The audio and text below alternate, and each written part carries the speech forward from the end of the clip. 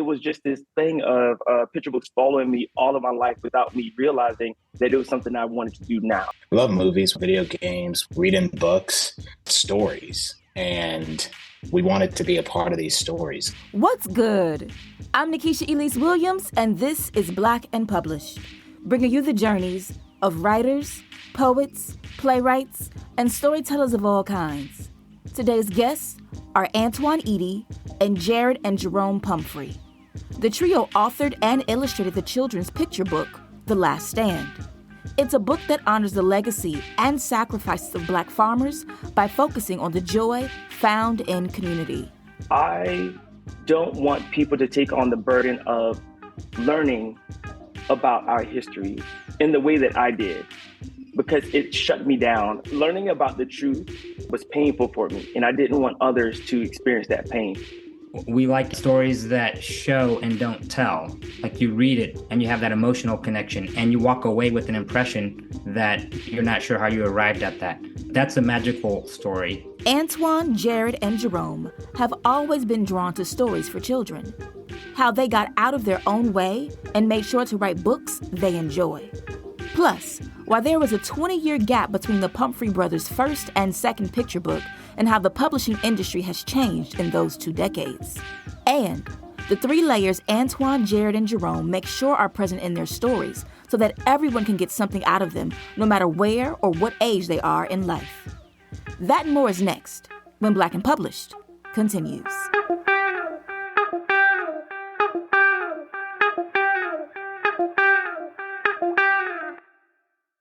I got everybody. I'm so excited. All right. I don't know if you are familiar with Black and Published, but the first question for everyone is always, when did you know that you were a writer? And for the illustrators, when did you know that you were an illustrator? So this is Antwan, Eady. Diving into it, I knew I was a writer in the 4th grade when my teacher took my yo-yo. At the time, yo-yos were banned, or they just became banned, and I was still used to taking it to school. And I wrote a letter to my teacher explaining how and why I needed that yo-yo and how much it meant to me. And pretty much I was able to get my yo-yo back, but she called my mom and she told my mom she had never read a letter like that before from a student. And something about that, with her calling my mom to say, there's something about his writing, something in there that's special. I knew then that there was something magical with words and the ways in which we could use them. I follow Jerome's lead when it comes to illustrating. He's certainly the art director, so to speak, of our duo. And we've been making things all our lives together, books of one sort or another. And traditionally, I would lead on the writing, and Jerome would support the writing and then lead on the illustrations. And I would help with the compositions or the direction. And so when we made our first author illustrator book, The Old Truck, that's when I really knew that I wanted to have my hands in the art. Because the visuals of telling a story, it's such a key part, particularly in picture books, of telling a part of the story and supporting the text, but also saying what's not said in the text. And it makes a fuller story, a more layered story. And following Jerome's lead, I would say when we made The Old Truck, that's when I really decided I wanted to be a real contributor when it comes to the illustrations. Got it. Yeah. So it's interesting to hear Jarrett's perspective on that. I would say for me, as Jarrett said, we've been creating things since we were really young together. So even in elementary school, Jarrett would write stories and I would draw the pictures for them. And I always thought, even if it was crazy to think this at the time, but I always thought what we were doing could be published. I thought, oh, this comic book could be published. And so I always considered myself an illustrator. Even going back to when I was 15 and Jarrett was 17, we had our first idea to pitch a book for publication. This book was called Creepy Things Are Scaring Me. And I drew illustrations for the whole dummy book. And this was back when you could then put that in the mail and send it off to a publisher. And I considered that I was illustrating it then. At the time, that got published without our illustrations, but it was still a goal and something that I was working towards. So then, knowing from such a young age that you all wanted to write, wanted to tell stories through words and illustrations, how did that carry you through your journey to actually doing it now? Let me start with Antwan. It carried me because it was more of a safe space than anything. I didn't know anything about publication. In the second grade was when I said I wanted to be a poet. And that was because my cousin playfully recited Dr. Maya Angelou's And Still I Rise. And I didn't have the words for it then, but I just knew that there was a flow to that. There was a cadence and what we call now musicality to it that I just knew it didn't sound like regular words, like prose. And for me, it was just my way of voicing without having to actually speak, because I'm the youngest of six and I grew up in a household of like rambunctious kids. And I was kind of shy and quiet, and I still am, even though people don't believe that. But so poetry was my way of just being able to get out my thoughts and get out who I was. So for me, before publication, it was just more safety. It was having that outlet. And then it carried me until 2019, when I actually pursued traditional publication, a Black young author around the same age as I am. And it turned like this far-fetched dream into an attainable goal. Jarrett? Yeah, for us, I always go back to our dad. He was a great storyteller. He didn't write. He's not a writer, but he would tell oral stories. They were usually funny. And it was always something that inspired me, something I wanted to be able to do. And so that's one part. Second part is we didn't have a family quite as big as Antwan's, but there were 4 brothers in the house, and we had wild imaginations. We were always playing games of one sort or another. And it was a lot of make believe, a lot of creating worlds from nothing just to keep ourselves busy. And it feels like our childhood, a lot of it was figuring out how best to engage in these stories that we wanted to create. We love movies, video games, reading books, stories. And so figuring out how to do that one way or another. And so when we were teenagers, a little bit older, Jerome, he's the one that had the idea that we should try to get a book published. And he came home with a big stack of books on how to do just that. We followed the directions, and then it happened.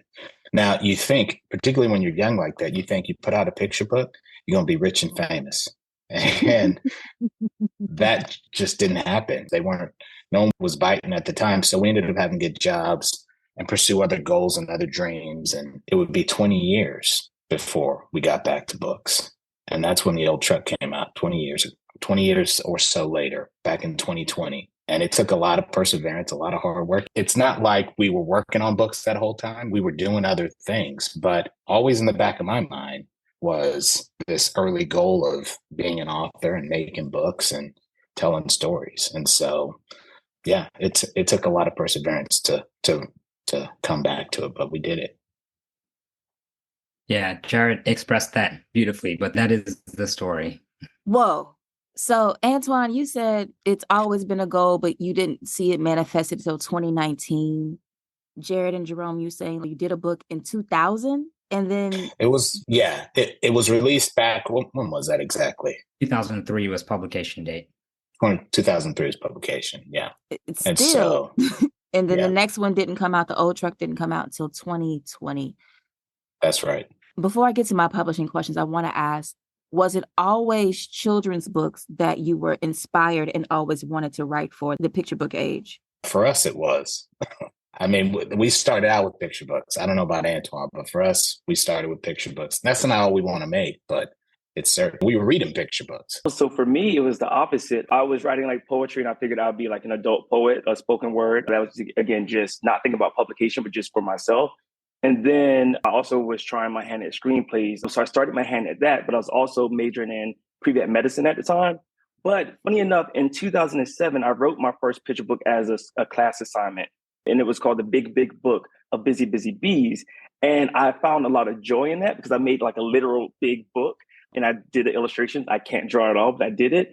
And it was just something I would read around the area for the Boys and Girls Club. I realized that it brought me a lot of joy. But it wasn't until, again, 2019 when I met, his name is Nana Kwame, the author of Friday Black, this beautiful adult short story collection. I met him. And then that next day, I think I went to an author who was presenting her picture book. And she was presenting a picture book with a Black main character, and the author herself is not Black. But I remember sitting there and saying, I can do this, because there was a moment in there where there's a line she wrote that I said, if this came from somebody Black, I think we would have said it like this. And I was like, I can do this. And all throughout these years, at this point, my friends from undergrad were all like not all, but they were starting to have kids. And I have 13 nephews and nieces. So they were like, I was always buying picture books for everyone. So it kind of found me, or I caught up with it throughout this journey. Like, hey, you want to write picture books. And the other side of that is that my mom, when I was younger, for a little while, she was a housekeeper. And when picture books went unclaimed, like when they would find picture books in rooms and no one would claim them, she would bring those picture books home to me because we didn't grow up near a bookstore. The nearest library was about 10 miles away. So I didn't have access to a lot of books from the dirt roads of South Carolina. So low country. Yeah, the low country. So my part of low country is like very rural. And so, yeah, but like I said, it was just this thing of picture books following me all of my life without me realizing that it was something I wanted to do now. I thought I would do it when I became a grandparent. So I want to talk about publishing. And I had another author on, Erica Simone Turnipseed, who previously wrote novels and then wrote a picture book that was released last year. She was my first picture book author. I don't have many children's authors on, but she was talking about how different it was navigating the publishing industry for young readers and children because you're marketing to their parents or librarians or to schools. And the only other authors I've had on, they did a middle grade book. So that's still like that tween age. So still marketing toward parents and schools and libraries, not so much directly to children. So how did you all find the industry? And I'm especially interested to hear from you all, Jarrett and Jerome, with that 20-year gap between your books. The publishing world for us, it's completely changed. It's night and day compared to what it was 20 years ago. Just to give you an example, Jerome, do you have creepy things around? I sure don't. Anyway, this book right here, this was our first book. Mm-hmm. Okay. And a lady named Roseanne Litzinger did the illustrations. Jerome did the illustrations for this book, but the publisher wanted to go with a different illustrator. And she illustrated the characters to look like her and her family, which is fine. Illustrators do that. I don't think this would happen today. If you had two Black authors write a book. And now the thing is, this story, it's not about quote unquote being Black. It's just about being afraid of the dark. It's a little boy who's afraid of the dark. Now, I was afraid of the dark when I was growing up. Jerome was afraid of the dark. Little Black boys get afraid of the dark. Why can't it be a Black character? My point is simply this: it's changed. Today, if we wrote this book, we'd probably get to illustrate it, or they'd find someone who had a similar worldview to us or similar experience to us, and they would illustrate the book. I feel like getting in might be a little more challenging these days. It used to be you could just drop a book in the mail and send it to a publisher. Now there's more gatekeeping. There's more, if you want to get in, you got to go through all these hoops, get an agent, and the agent's got to send it out and all of this. But I will say diversity in children's books in particular has improved. They've got a long way to go, but we feel like we got really lucky with our book. We sent it to a publisher. They got our story. They wanted it. Several of them wanted it. Antwan, The Last Stand, that book going out and everyone fawning over it and wanting it. It's just a different world, so to speak, compared to 20 years ago. Mm-hmm. I think that's a very important aspect that Jarrett covered. Another one that I will say that I think is just true to us as artists is our books certainly can go to the youngest readers, and the picture books parents can read to even their children that can't read yet. But the stories also have layers that I think adult readers will appreciate and get more out of. And in between readers, like grade school readers, can read them and pick up layers that maybe younger ones won't. So I think we've got that appeal in terms of marketing or being appropriate for an audience. It's really a wide audience that this type of storytelling is appropriate for. Antwan? So yeah, I entered in 2019. Now what I do, I had to get out of my own way. There were moments where I tried to have that commercial appeal. I tried to create like a character-driven series. You have the Pete the Cats, and you have these other books where they have so much longevity. And initially I came in saying, I want to create a character like that I could just take on so many different adventures. But once one was rejected by over 100 and something agents. And then the book that actually got me multiple agent offers was then rejected by every publisher, I just kept writing, kept going. I got out of my own way by first creating a story that I knew I would enjoy. Because every time I gift a picture book, I read those picture books first. And I found a lot of joy in those. And I knew the kind of stories that I gravitated towards. So I would do that first. And then sometimes I would go back and add the layers to it. For example, in The Last Stand, all of those colors that are mentioned in there weren't in there initially. It was with a friend who, the only person that read it, the early draft of it, she said, you have a pattern here. Why not just go ahead and introduce these other colors? And that way that can be introduced into the curriculum in school. And with my first book, Nigel and the Moon, it was a similar thing where I wanted to talk about careers, about a young boy who's afraid to tell the world his dreams. So he shared them with the moon at night. And I wanted to be able to, I thought about career week in schools, but like Jerome touched on too, there's so many layers to these stories so that, and I do that intentionally so that we can all take away something from it, wherever we are. I love that my books meet readers wherever they are on whatever part of the journey they're on.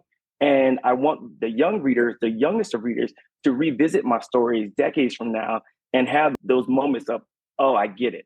I get it. I didn't get it then, but I get it now. And I just love doing that. So I navigate the space by first going through what I love, what I enjoy, because I'm a human being. And I think that my feelings and my emotions and my thoughts aren't necessarily an isolated experience. So I use that as a human experience to say, well, if I enjoy these things, someone else out there surely enjoys this too, and not just one person. Now, but if it is one person, how can I make that marketable for a broader audience? What I'm hearing from the three of you through your varied journeys in the industry is that it's the joy and the love that I think that you all have, not only for writing, but writing specifically for children and giving other children the same kind of feelings, I guess, you had as children, as adults now, that keeps you going in an industry that can be very ruthless in some ways when it comes to whose stories are allowed to be told and when and by who and where. Is that accurate? Yeah, I think so. Okay. So then I want to get to the book.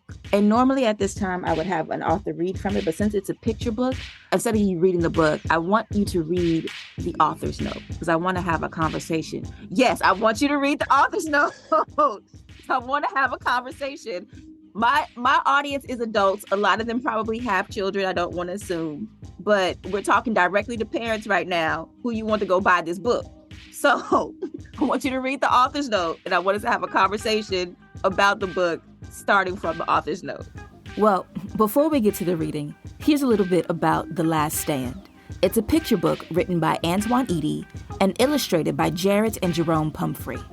It tells the story of Black farmers in South Carolina's Low Country, focusing on a grandfather and grandson who serve their community the best way they know how, through food, in an effort to hold on to the legacy of the land, even as so many other farmer families like theirs have had to let them go. Here's Antwan. All right. Ooh, you got me on this one. Okay. Well, first I'll read the first sentence, the opening lines from The Last Stand, illustrated by the amazing duo Jarrett and Jerome Pumphrey. And it begins, Papa has the last stand. The year before, 5. Author's note, here in this book, I've taken heartbreak and turned it into a story about a boy and his grandfather who now have the last stand at a farmer's market in a community that can't afford to lose it. I've taken the pain from our world to create beauty in another, in a world where one stand ends and another begins. A little over a century ago, Black farmers made up 14% of farmers in America. Today, that number is less than 2%. There are reasons for this loss. For years, the United States Department of Agriculture, USDA, discriminated against Black farmers, denying them loans or not giving them their fair share of assistance. In the late 1990s, Black farmers filed class action lawsuits against the USDA. Almost 2 years later, the combined lawsuits were settled and became the largest civil rights settlement in history at the time. But for many farming families, the damage that had been done was beyond repair. This book is a love letter.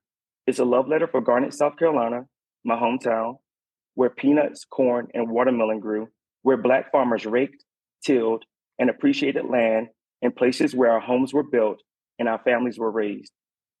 It's for the fruit man who grew sugar cane and sold it on the side of the road or at a local convenience store. It's for a friend who, upon graduating from high school, set off to farm with his grandfather. It's for a high school teacher who taught us the way of the land through agriculture classes. It's for farmers across our nation, especially those who went over and beyond in unprecedented times when we needed them the most. Above all, this book is for those living in food apartheid, where access to fresh and affordable groceries is an ever-present struggle. As much as this book is a love letter, it's an apology to those who fought and to those who are fighting. From lands made habitable by indigenous communities being taken from them, to the trauma of enslavement and sharecropping. From lands made habitable by Gullah Geechee communities being taken from them too, to the discrimination farmers of color and women farmers face. Through creating this story, I'm reminded that land is complex, as is our relationship with it, but land is love too. And if we are to bring beauty back to our world, we must first reckon with the truth, as complicated as it may be. Thank you. Thank you. You're welcome. So the reason I asked you to start with the author's note is that because this season on the podcast, I've been really intentional about making sure that my guests and I kind of talk about the issues of the moment, and very specifically those being book bans. And the types of stories that are banned are generally those featuring Black characters or characters of color, and then also featuring themes of activism and protest, as well as the marginalization of the LGBTQ plus community. And so your book is right in that battlefield. I know, Antwan, you're in Savannah in Georgia. I'm in Jacksonville, Florida. Jerome, I think you're in Clearwater. Recently relocated to Georgetown, Texas. So you're in Texas, and then Jarrett, you're also in Texas as well. So we're all in the deep South, in these states where governments are waging war against books and really against children being able to learn and have access to knowledge in many different ways. And so even though your book, the text of it is about the joy of family and of community and of connection and attachment to the land, the story that's underneath it and that you address a bit in the author's note is one of pain. How did you, or why did you want to turn that heartbreak into one of remembrance and reminding folks that there is still joy? And I'll start with Antwan. Yeah, that's at the core of who I am, is taking everything filters through us, grief, heartache, everything that we experience in life. Those joyous moments are still filtered through grief if we've lost someone that we love. I don't want people to take on the burden of learning about our history in the way that I did, because it shut me down. Learning about the truth was painful for me, and I didn't want others to experience that pain. Funny enough, I did not want to write this author's note. I fought against it. I met with my editor, Rota Moskovich, and I told her, I said, when people close this book, I don't want them to take on the pain. That's the reason why I wrote it. I don't want to then pass on that pain to other people. People should have an understanding of what Black farmers in particular have gone through in America, because people will see this and think, oh, this is a story about Black farmers and the USDA's discrimination. Black farmers aren't necessarily in the narrative when we talk about farming documentaries, when we see films, when we see other parts of literature. Black farmers are usually left out of that narrative. Every day I try to wake up and I try to choose happiness, and I try to bring joy to the world. And I definitely try to do that with literature. That's my way of filtering my thoughts and my emotions, is through writing it. I thought about the farmers that I grew up with. It was also my way of redeeming myself, because I mentioned in the author's note that I had a friend who wanted to farm with his grandfather. Coming from my area, I'm originally from South Carolina. Coming from my area, there's only like maybe 3 or 4 Black boys from my school who had the opportunity to go to college. And all of us were friends. And this one friend was one of the few that could get to college. And I was like, dude, you cannot go farm. We barely make it out of here. I literally did not understand it until fast forward all of these years later, when I started working on this story. I thought about him, and I sent him like early sketches that Jarrett and Jerome, they would send to our editor. I would always send him like sneak peeks, but it was my way of redeeming myself, because imagine if he had listened to me. Now he's one of the most prominent farmers in South Carolina, supplying for our hometown, but also other areas throughout South Carolina. His grandfather is no longer here. I just wanted to leave the readers with joy, and I wanted to allow it to filter through me, because the history of it is hard, and I wanted to reestablish our connection with land in a beautiful way without having to go back through the negative stuff. I think our jobs as the illustrators was to help Antwan tell this story in a sort of nuanced and layered way so that he could convey all that meaning, all that depth that he wanted in his story without getting trapped in this idea of message books aren't my favorite kind of books. This is a beautiful story about a boy and his grandfather and what they do on their farm and in their community. And yes, there is a deeper story here. And I'm actually happy Antwan wrote his author's note because readers can experience this story and they might get one idea and then they read that author's note and then experience the story again and they see all the layers and all the nuance that maybe they had just glossed over the first time. I imagine if Antwan had tried to bake all of that into his story, it would have hit differently. And I don't know that it would have been the type of story any of us wanted to put out in the world. So I think he captured the joy and also some of the pain and the sadness that is just inherent in this story. And also with our help in the illustrations, I hope some of the depth there. And can I just add really quick? That was the beauty of just a little bit of the beauty that Jarrett and Jerome brought to the story. I loved everything that they did, every choice, every decision they made with the background. Because we often say in publishing that there are three stories. There's the text, the textual story. Then there's that visual storytelling with the illustrations. And then there's that other story when the two come together in this marriage with text and visuals. And like Jarrett said, I did not want this to be a message book. But with the closed for business signs and the other signs that you'll see in the background without giving spoilers away, all of that was like perfect for me because that moment when Granddad, I know the reason why I put that in the story. And it's because it was an actual march in Washington that Black farmers did, right? So they actually they had their tractors going down there. And I see Granddad as having been a part of that, the true story. But again, I didn't want to add that there. I just wanted to tell a beautiful story to humanize Black farmers, to show people that there's an actual human experience that defies or isn't limited to the color of our skin. I want every farmer to be able to see this and see their families in it too. I want others to be able to see their communities in it, even if it's not identical to what they see in the story, because this is just a story about a granddad, his grandson, and a beautiful community that they look after. Jerome? Yeah, I was going to say that Antwan made it very easy for us with the text that we got to just add a visual voice to it without it being a book that hits you over the head with a message. Because that sometimes, we're all saying we don't like message books, quote unquote, but I think we're saying we like stories that show and don't tell. Like you read it and you have that emotional connection and you walk away with an impression that you're not sure how you arrived at that. That's a magical story. And I feel like we were able to do that because of the way that he tells this smaller story on a bigger backdrop. It's sort of the way that we experience stories in real life. Mm-hmm. So I felt it was very easy for Jarrett and I to walk in and bring this to life visually. It was its own experience. We haven't done anything like this before. So this book, I feel like, gives to children with the text by Natalie Bazile, Queen Sugar, most notably, the book and the show, as well as her last book, We Are Each Other's Harvest, is doing for adults about telling the stories of the Black farming community. I also am remembering there was an episode on the 1619 podcast about Black farmers that talks about the lawsuits and how long the funding was delayed. That was just absolutely heartbreaking for those sugarcane farmers down in Louisiana. And you're doing that for children. And the recurring image from the sign is the word support.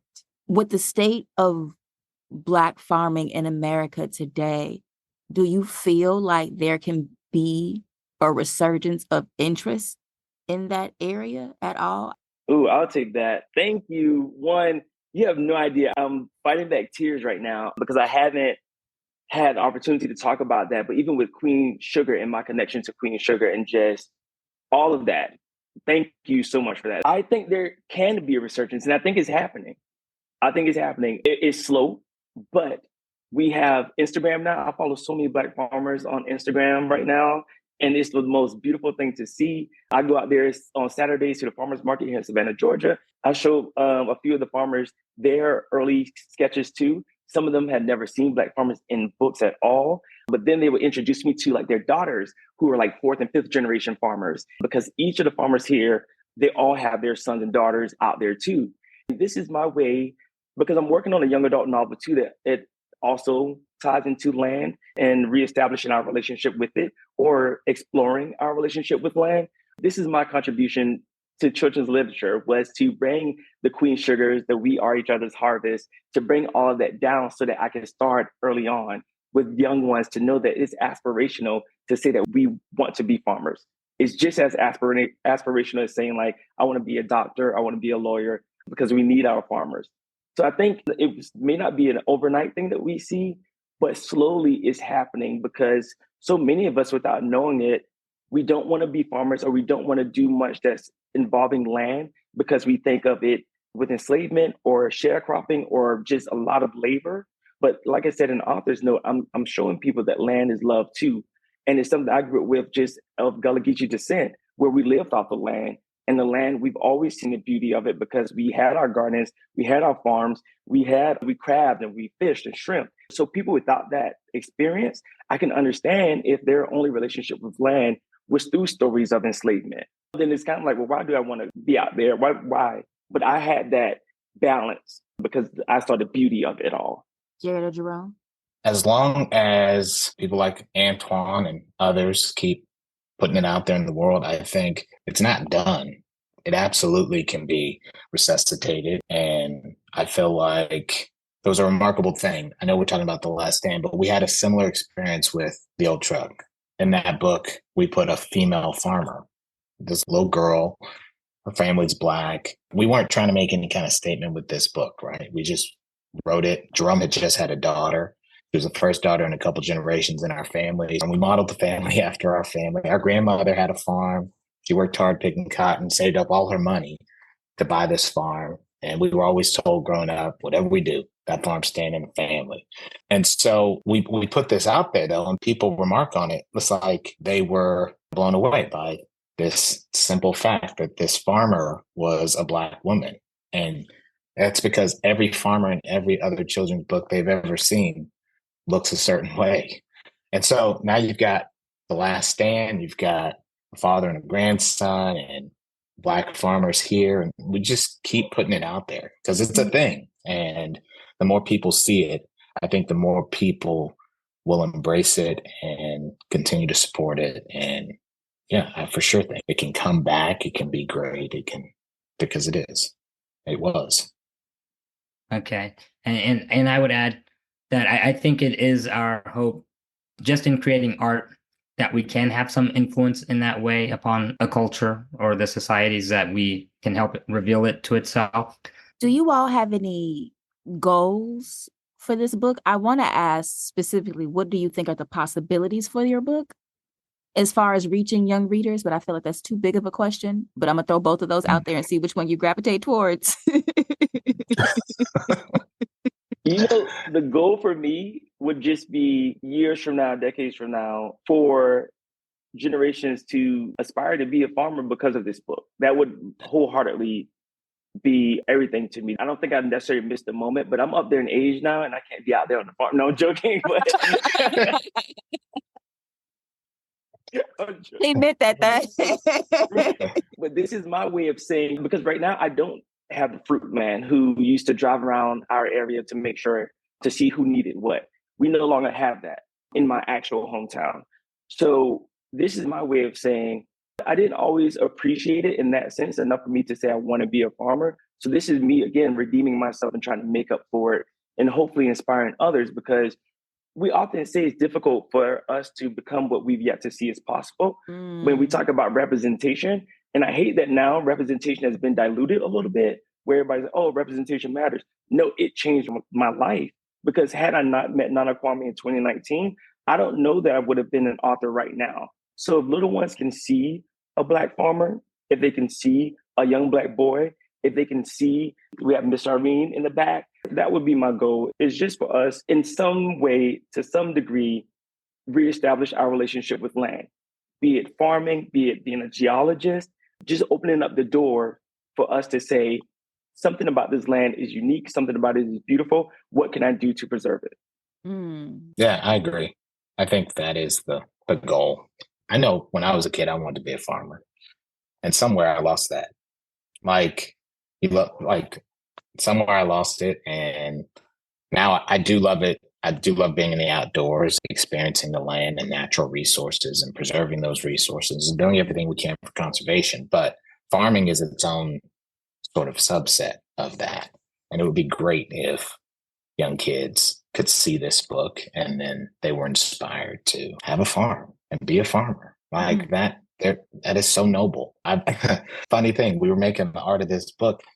I started gardening. I started growing peppers. It's like getting your hands dirty, getting out. Jerome, I won't spoil your surprise, but Jerome's got a surprise too. He ended up moving to a farm. That's where we moved to in Georgetown, Texas, is a farm. We bought a farm property out here.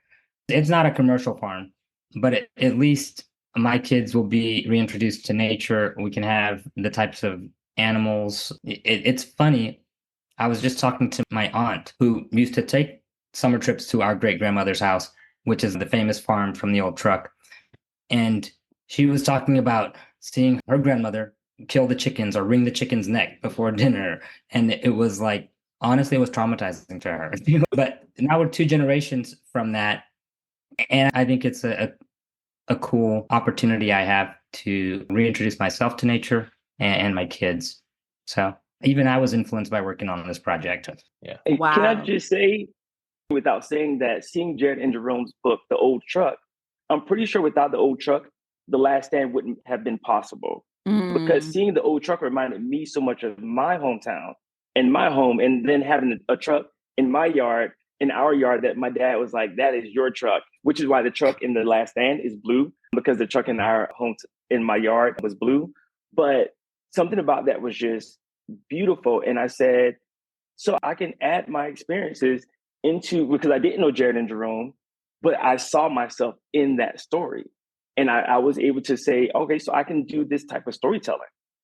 And so if others can look at stories like this and either say, like, feel influenced and say, I want to be a farmer, or if it inspires someone to tell their own unique stories, then I think that's a beautiful thing, because again, it goes back to the human experience. It's these invisible threads that connect us all. And that's what The Old Truck did for me without knowing the creators. So I have to ask Jarrett and Jerome, is the old farm still in the family? Oh, absolutely. The land is. The land, yes. So, which is what the request was. It was like, never sell that land, because she had worked so hard to be able to own land as a Black woman from her time. And so that has been honored. They still own the land. It belongs to a lot of family members at this point. You mentioned it twice. I was like, okay, I got to ask if the land is still in the family. All right. So I want to move to a speed round and a game with you guys before I let you go for the afternoon. What is your favorite book? Picture book wise, The Day You Began, Jacqueline Woodson. Where the Wild Things Are by Maurice Sendak. I will say Snowy Day by Ezra Jack Keats. That book, we actually paid tribute to that book in The Old Truck. The bedroom scene there is inspired by Peter's bedroom from The Snowy Day. Who is your favorite author? Any genre, any age level? Jacqueline Woodson, Jason Reynolds. Recently, it's been Jason Reynolds. I'm going to say Aaron and Trotta Kelly. What's a children's book or children's book author you think more people should know about? Oh, easy for me is Winsome Bingham. She's the author of Soul Food Sunday. She's the author of The Walk, and she has a few more coming out. She's a brilliant person, and I haven't met another writer like her. I will share Ann Winter. She's another Texas-based author. Actually, I'm illustrating her next book called So Many Years. It's about Juneteenth. She approaches it in a way I have not seen before. And she's got other titles that are out, but yeah, Ann Winter. Yeah, Jerome stole my pick. Ann was going to be my pick. So her book, Nell Plants a Tree, beautiful. Absolutely beautiful. If you haven't read it, highly recommended. What do you think is the best book to movie adaptation or TV series? Where the Wild Things Are was actually my favorite of all time. So I watched the adaptation. I loved it, but I can't remember if it was like a favorite though. It's different genre. So this is Dune. Dune's good. The new one. The new one feels it could be as successful as a Star Wars franchise. It's just really good storytelling, and the visuals are really, the compositions really take you in. It just looks like art. It looks great. Yeah. So I'm going to just say this. I don't really love movies that are based on books. They're just adaptations aren't really my thing because I love the book. And once you read the book, it's really hard to see a movie. I don't know that nothing is coming to mind as a standout adaptation that I would ever want to watch over reading the book. But it's not to say they're not okay. It's not my thing really. And that's my answer. I would say mine is Boss Baby. Marla Crazy. And I want to make sure I'm saying that right too. But Marla's Boss Baby, the first film, and now I know it's taking so many films and it's a series now. But Boss Baby, I feel like was just done well. I mean, it's the character itself, the Boss Baby. Yeah, I feel like that's like they totally expanded that sort of world and story for that movie. So maybe that's the way to do it and be successful with it. Yeah. Just not try to make the book, make something based on the book. I didn't know Boss Baby was a book, but the film was everything. My son definitely had me watch it and every single episode of every single season of the series multiple times. So yeah, Boss Baby, I love that. Boss Baby was the truth. Our game is called Rewriting the Classics. Classic is however you define it. Name the one book you wish you would have written. Easy for me. Charlotte's Web. I am a big Charlotte's Web fan. That was my favorite book growing up, and I read it every year. And the way he writes it so simply, so plainly, if I could have written, that's what I strive to do. That's what I'd love to do. Mine would be Snowy Day, because there's something about the character that I just want to protect. And not that anything is wrong with it. I don't need to rewrite it for any particular reason, but it's just the character in itself is like someone who I just really want to protect. And I'm just like, where is Peter now? What is Peter doing? Is Peter okay? Like, I don't know, just something about that. I just feel like I just want to hug and make sure Peter's good. Those are both great. I would say there was another book called Goggles, written by Ezra Jack Keats and illustrated by him. And I think some of my earliest efforts to write an illustrated book were essentially trying to copy that style and trying to capture that look and such an innocent story of a boy finding something outside and having imaginative play. Yeah, so I certainly wish I would have written that or aspired to write something like that. My final question for you all today, and we'll start with Antwan. When you're dead and gone and among the ancestors, what would you like someone to write about the legacy of words and work that you've left behind? Ooh, I would love for someone to write that I gave readers permission to receive all the best that life has to offer in whatever beautiful way they could receive it, to feel joy, to feel empathy, and to feel loved and feel enough love to give love to others while keeping some love for themselves too. Jarrett? I think I want people to see the space that we leave in our work for readers, to put some of their own story, to find some of themselves. I think it's an intentional effort we make with every single book is to have space for the words, have space for the art, the space for the story we're trying to tell, but also that space for the reader. And every reader is different, and their approach to every story is different. Their experience with every story is different. As long as they can find that space and live there, I think I'd be happy. And Jerome? So I think just hopefully it would be that in all the work that I've done, I've created something beautiful that has in some way enriched the culture or contributed to the culture. That'd be it. Thank you all so much. Thank you. Thank you. Thank you. Big thank you to Antwan, Eady, and Jarrett and Jerome Pumphrey for being here today on Black and Published. Make sure you check out their latest book, The Last Stand, out now from Knopf Books for Young Readers. And if you're not following them on the socials, check them out. They're all on Twitter and Instagram. Antwan is at Antwan Eady on both platforms. Jarrett is J. Pumphrey, and Jerome is W.J. Pumphrey on both platforms. That's our show for the week. If you like this episode and want more Black and Published, head to our Instagram page. It's at Black and Published, and that's BLK and Published. There, I've posted a bonus clip from my interview with Jarrett, Antwan, and Jerome about the different avenues they try to tell stories, from singing in a country band to writing screenplays. Make sure you check it out and let me know what you think in the comments.